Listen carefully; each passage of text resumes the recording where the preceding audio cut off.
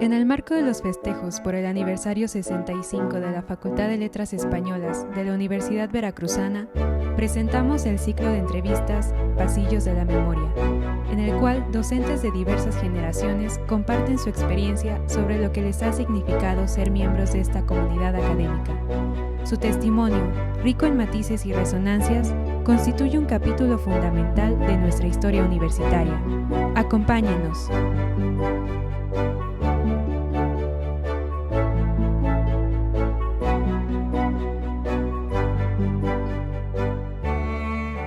En 1957 se funda la Facultad de Letras Españolas y desde esta época a la fecha han transitado por sus aulas diversos personajes fundacionales para la escena cultural, no nada más de nuestra ciudad, sino también a nivel nacional y universitario. Me da muchísima alegría y para mí es un gran honor poder platicar contigo, maestro Mario Muñoz, que fuiste mi maestro en esta misma facultad y que sigue siendo mi maestro, no nada más en la parte académica, sino también de vida y además un gran amigo, un gran ser humano. Mario Muñoz, escritor, traductor, y antologador, crítico literario, cinéfilo sin duda alguna y principalmente un maestro muy querido, muy apreciado en nuestra facultad y por varias generaciones. Bueno, él obtuvo su licenciatura en esta facultad precisamente, posteriormente la maestría en Letras Españolas por la Universidad Veracruzana y estudios otros de posgrado, por ejemplo, en Lengua y Literatura Polaca en la Universidad de Varsovia y la especialidad en el Instituto de Cultura Hispanoamericana de Madrid. Bueno, él, por supuesto, que fue director de la Facultad de Letras, fuiste 2 veces coordinador de la maestría en literatura mexicana también de nuestra casa de estudios y ha sido profesor invitado en países como en Francia, Polonia, Cuba, España, entre otros. Y bueno, su trayectoria crítica y su producción lo llevó a recibir el doctorado honoris causa por parte de nuestra universidad en el 2007. Y como crítico literario ha dejado sin duda alguna huella, sobre todo con las antologías en las que él ha trabajado como pues, curador, ¿no? Antologador. Y mencionaría nada más como la última, que está publicada también en nuestra universidad, 12 relatos hispanoamericanos imprescindibles del siglo XX. Esta antología se encuentra en la colección Biblioteca del Universitario y ha sido un material no nada más, digamos, para quien se quiera acercar a tener una introducción del cuento, sino un material didáctico para las clases imprescindibles de cuento hispanoamericano, estos cursos que damos en primer ingreso, maestro Mario y yo. Y bueno, su pasión reciente ya no es hacer antologías, ya no es escribir cuestiones de crítica, sino escribir cuentos, ¿no? En la parte de la creación literaria. Entonces, a mí me gustaría mucho, Mario, si pudieras compartirnos como transitar, o sea, que nos regresáramos o nos remontáramos al momento crucial en el que tú decides estudiar letras en la Facultad de Letras Españolas de la Universidad Veracruzana, que llegas a Jalapa como un estudiante foráneo, como tantos estudiantes que nosotros hemos recibido, y te encuentras en los años 60 con una escena política y cultural muy interesante y que creo que a todos nos va a fascinar escucharte, sobre todo porque tienes esta perspectiva de evolución. Entonces, por favor, adelante.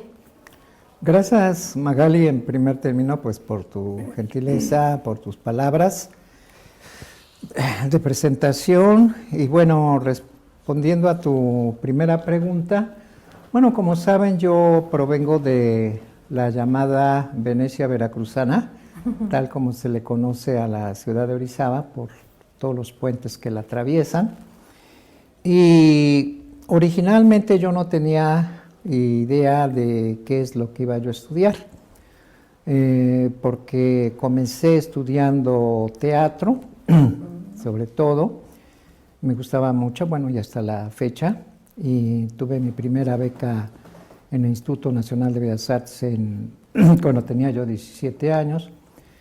También me gustaba la pintura, frecuenté a los pintores de la región, algunos muy buenos, y de esta manera empecé a escribir para los periódicos de la región, notas diversas, especialmente sobre teatro, pero no tenía yo en firme una carrera para estudiar, ¿no?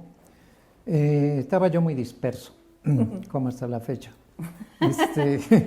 Y finalmente me decidí por la Facultad de Letras, porque precisamente estudiando la preparatoria allá, tuve muy buenos amigos, varios de ellos se fueron a México y formábamos un grupo cultural en ese entonces ya, y empezamos a publicar un periódico que se llamó El Nigromante, un periódico que despertó mucha polémica, pues en ese entonces en el ambiente de Orizaba, porque era extremadamente conservador.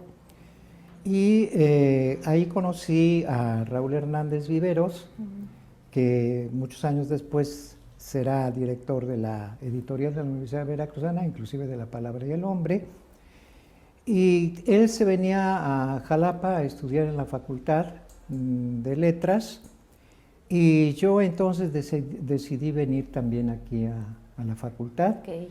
Y así fue como me inicié directamente ingresando a lo que en ese entonces se llamaba el año general. Ajá. Era un año que así se le denominaba porque lo cursábamos todos los que íbamos a las diferentes facultades de humanidades, historia, psicología, en ese entonces estaba incorporada a humanidades, desde luego literatura, pedagogía, filosofía, idiomas, en fin.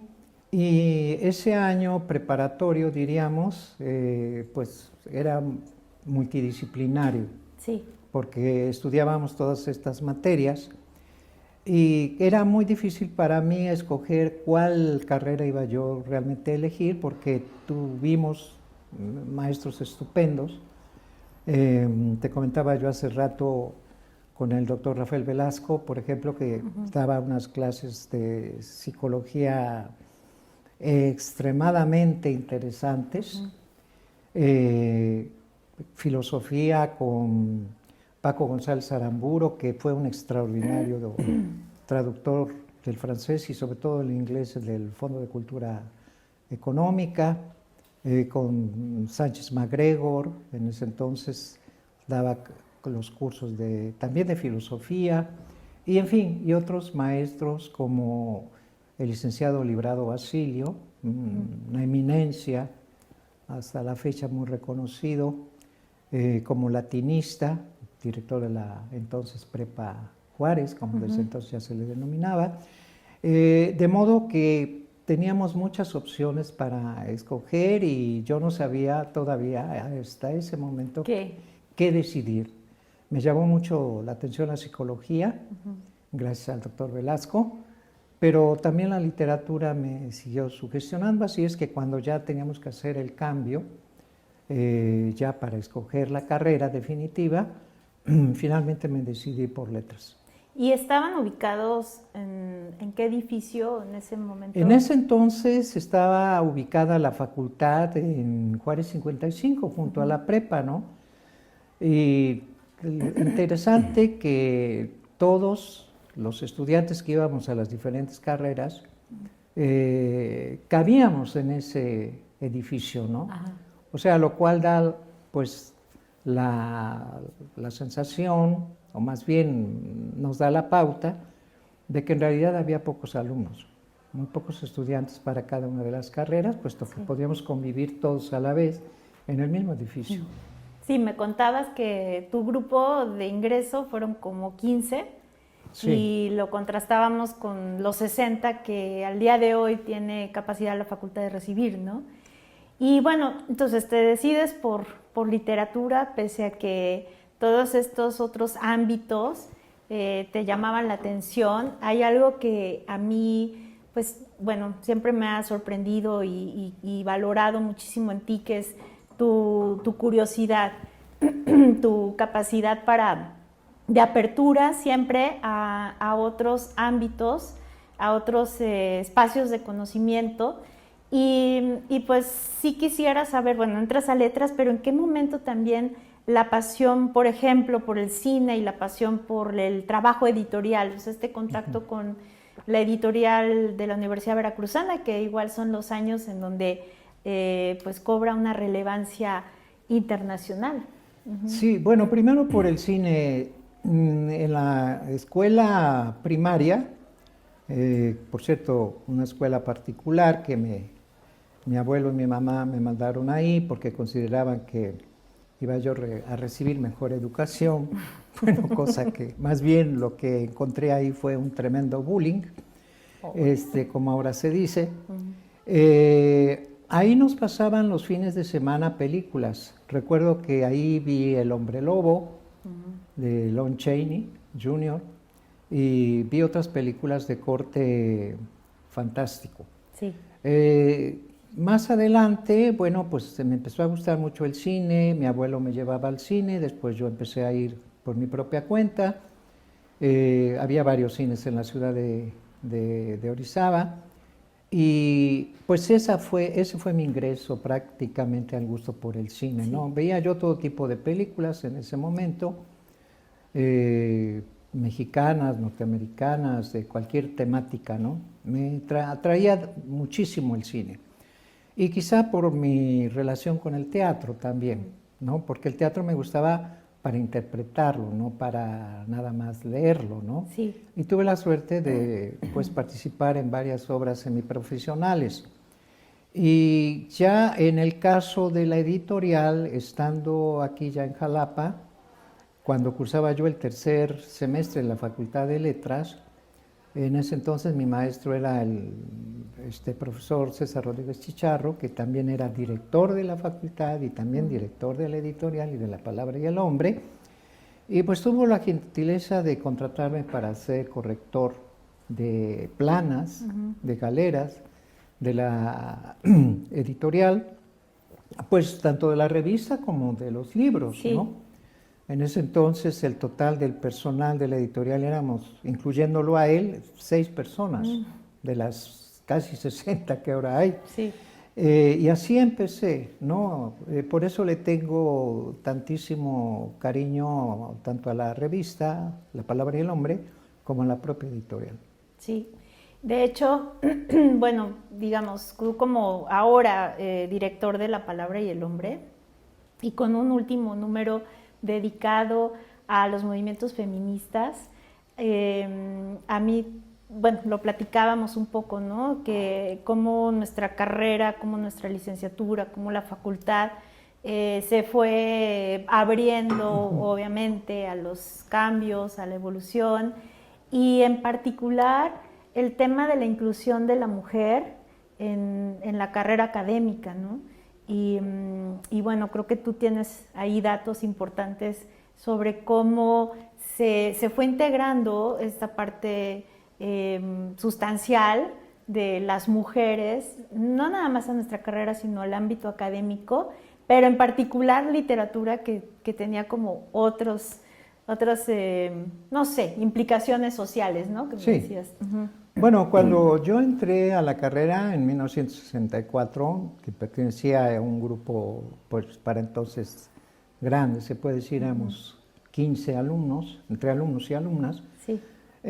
Bueno, generalmente lo cursaban muchachas que provenían de clases altas, de aquí de la ciudad de Jalapa, o clases medias, pero era, digamos, como un intermedio, en el sentido de que estaban pues esperando nada más que les llegara la hora de casarse, y con buenos partidos, claro está. Entonces, para la época era como una marca de pedigrí que la esposa tuviera pues una carrera universitaria Ajá. que la mayoría de las veces, o si no es que siempre, pues no la iba a ejercitar, Sí. definitivamente. De tal manera que conforme fue pasando el tiempo y yo pues fui conociendo otras generaciones ya en calidad de maestro, pues también fue transformándose la facultad en cuanto a la diversidad social, ¿no? Sí. O sea, de considerar una carrera de letras como exclusiva o casi exclusiva para un cierto nivel social de personas, pasó a ser una facultad donde pues la mayoría de los alumnos y de las alumnas provenían de clases medias o inclusive de clases más bajas que las medias, ¿no? Y entonces esto permitió, yo creo que también gradualmente cambiar las perspectivas de la facultad, de no convertirse nada más como una especie de sala de espera para cambiar de un estado de soltería a un estado de casada. Y con esto también quiero decir que empezaron a ingresar alumnos, hombres, ¿no? Chavos, porque pues en un momento determinado, por tanto prejuicio social como había en México, bueno, creo que hasta la fecha en estos aspectos, se pensaba que las humanidades, especialmente las letras, solo era para mujeres, ¿no? Por eso había un predominio más femenino que masculino, ¿no? Sí. Pero pasados los años, pues esto ha cambiado mucho. Pues sí, definitivamente que ha cambiado y por fortuna. Sí, por fortuna. Y bueno, tú has sido piedra angular también para estos cambios y tu experiencia, no sé, como hombre de letras, pero también creador, bastante, ya lo mencioné, muy curioso, interesado en las diversas culturas, viajaste, tuviste contacto con otros idiomas y también con la traducción, por ejemplo. ¿Cómo te marcó a ti el viaje, ¿no? Bueno, yo tuve la suerte, hasta la fecha digo, la enorme suerte de que cuando estaba yo en la editorial ya trabajando, bueno, seguía yo mis cursos en la tarde en la facultad, llegó Sergio Pitol en 1967.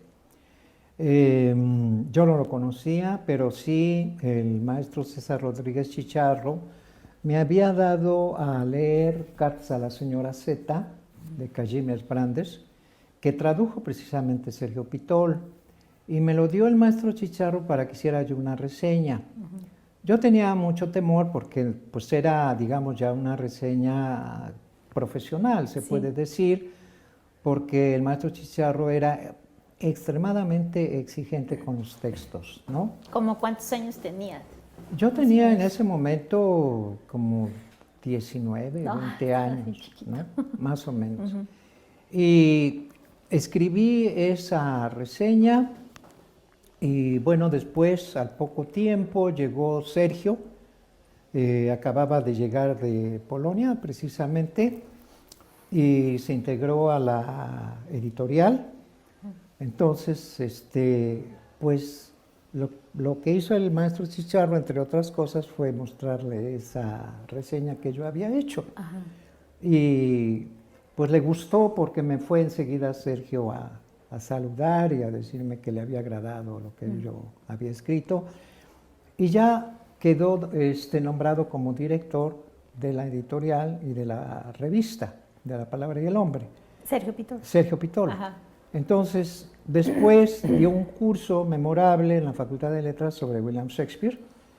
Y de esta manera un grupo de amigos que integrábamos una revista estudiantil que se llamaba Academos, pues hicimos mucha amistad con Sergio, ¿no? Entre otros, pues Lorenzo Arduengo, Raúl Hernández, Jaime Turrén, el escritor, en fin, quizá... Ya estaba Galindo ahí. También, ¿no? Sergio Galindo. De tal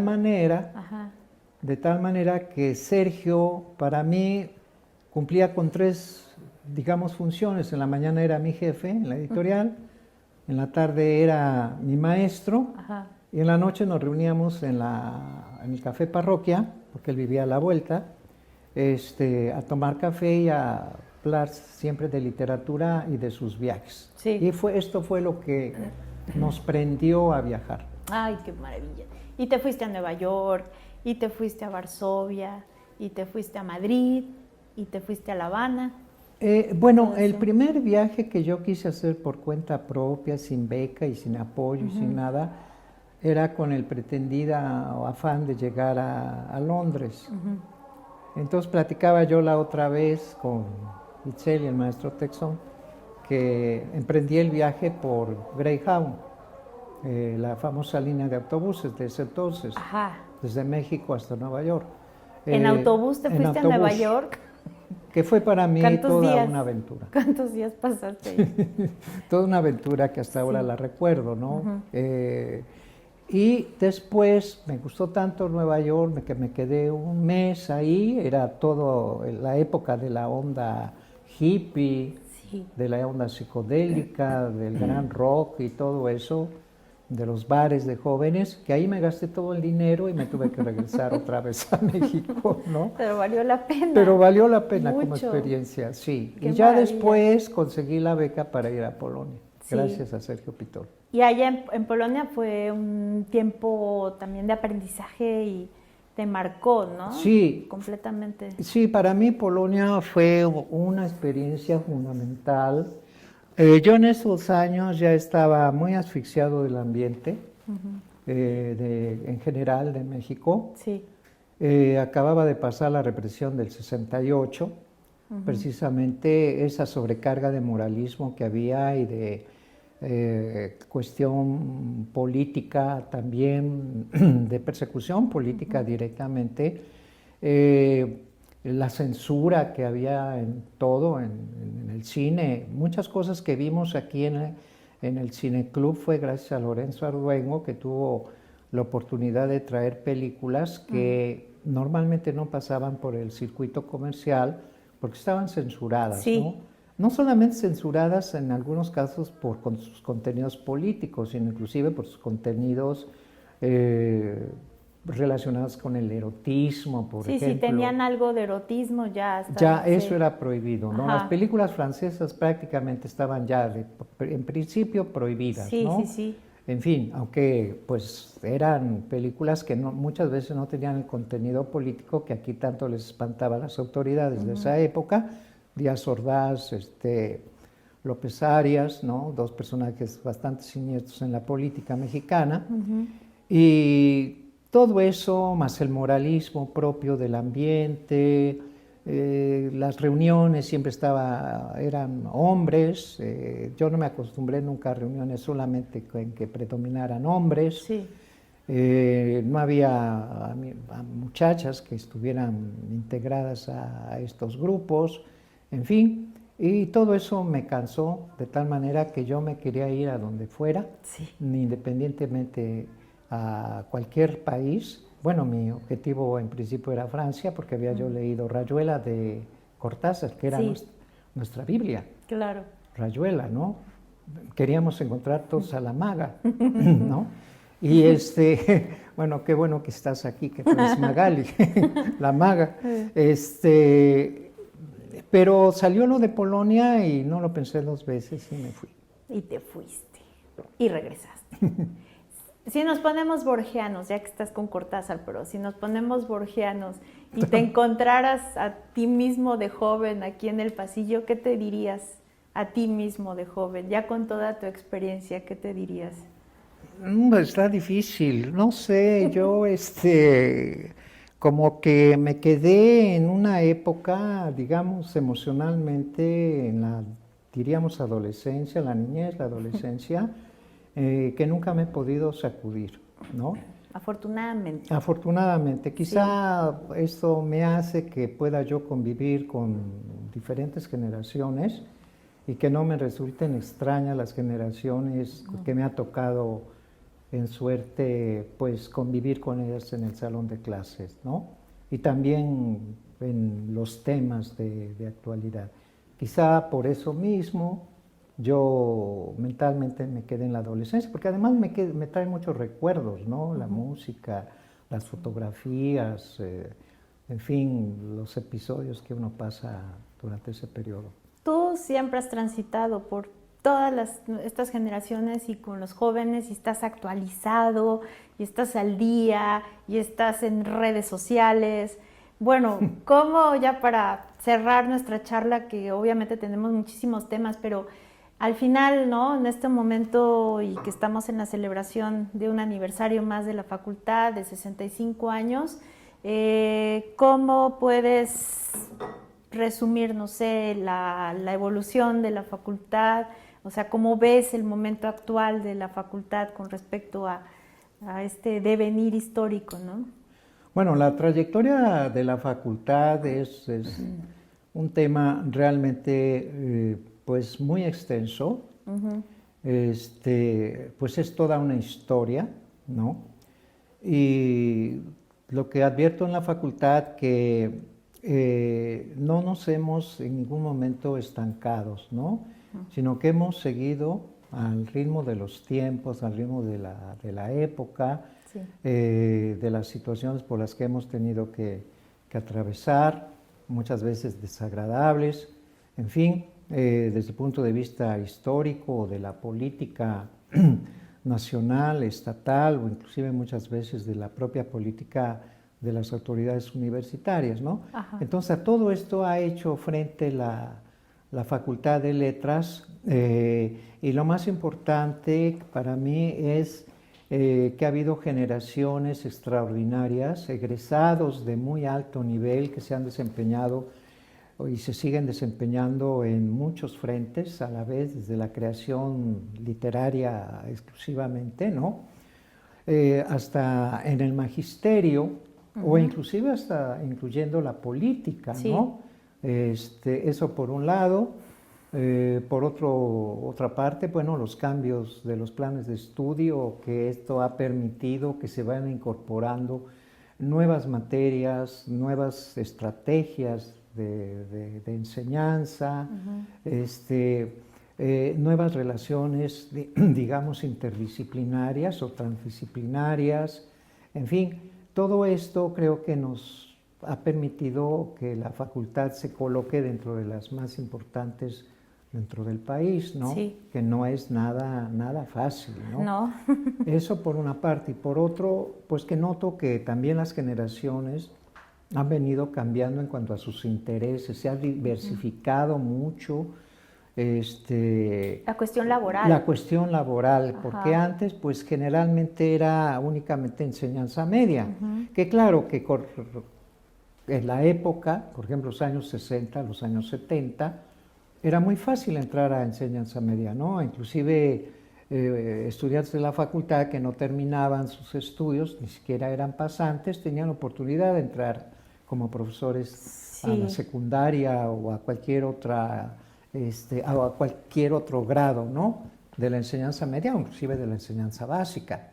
Y ahora veo que pues los estudiantes quieren salir del país, quieren hacer posgrados, sí, especialidades, dirigirse a otras fuentes laborales, el periodismo, la investigación, la cuestión editorial, la gestión, la edición cultural, ¿no? La escritura personal, la creación literaria.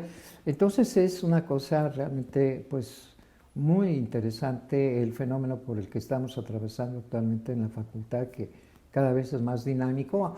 Claro que con el problema de la pandemia hubo un corte, ¿no? Ahora sí, tenemos que volver a retomar, a renacer. Renacer, exacto. Mi maestro Mario, muchísimas gracias. Gracias, Magali. No nada más por esta plática, sino por todos estos años de conocimiento y de tu cariño y de tu energía. Tienes una gran energía. Muchas gracias. Muchas gracias, Magali.